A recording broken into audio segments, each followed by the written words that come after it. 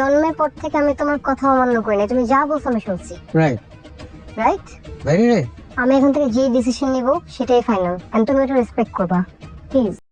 আমরা সবাই বসে আছি আমাদের গল্পের ৩৫ নম্বর পার্ট কবে দেবে। এক আশ্চর্য ইন্টারেস্টিং নাটক। তবে যদি আমরা অ্যানালাইসিস করে দেখতে যাই তাহলে আমরা বুঝতে পারবো যতদিন ধরে মোটামুটি ৩ মাস থেকে আমাদের গল্পের ধারাবাহিকতা অ্যানালাইসিস করে আমি এটা বুঝতে পেরেছি, সেটা জানতে হলে ওই যে ইউটিউব চ্যানেলে আপলোড করা হয় সেই ইউটিউব চ্যানেল অ্যানালাইসিস করে একদম সঠিকটা বুঝতে হবে বন্ধুরা। যদি ৩৫ পর্বর আগে ৩৪ নম্বর পর্ব এবং ৩৩ নম্বর পর্ব যদি দেখতে যাই, কিন্তু কয়েক ঘন্টার ব্যবধানে কিন্তু তারা আপলোড করেছিল। কিন্তু তারও আগে যদি দেখতে যাই আমি ৩২ এবং ৩১ নম্বর পর্ব, ঠিক ওরাও কয়েক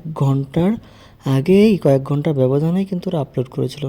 কিন্তু তারও আগে যদি আমরা দেখতে যাই ঠিক সেরকম কিন্তু ওই চ্যানেলটা একটা এদের হ্যাবিট হচ্ছে পরপর ২টো পর্ব একসঙ্গে আপলোড করা, তারপরেই কিন্তু আবার ৭ দিন গ্যাপ।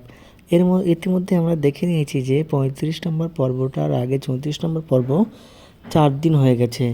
তো আমার মনে হয় যেন আর কিছুদিন ওয়েট করলে বা ঠিক আর ৪ দিন পরেই ৩৪ নম্বর পর্বটা আপলোড হয়ে যাবে। তো কে কে অপেক্ষা করছো অধীর অপেক্ষায় কমেন্টে জানাবে। আর আমাদের যে ৩৫ নম্বর পর্বটা কেমন ইন্টারেস্টিং হতে চলেছে সেটা তো আমরা সকলেই বুঝতে পারছি। এটা ভেরি ইম্পর্টেন্ট হতে চলেছে, ভেরি ইম্পর্টেন্ট। এর সাথে সাথে আমরা যদি দেখতে চাই, মেহেরিন কিন্তু খুব একটা ভালো মেয়ে, এবং শুধু তাই নয়, মেহেরিনের বড় যা যেটা হচ্ছে মেহেরিনের এক্সের বউ, সেও কিন্তু খুব ভালো মেয়ে।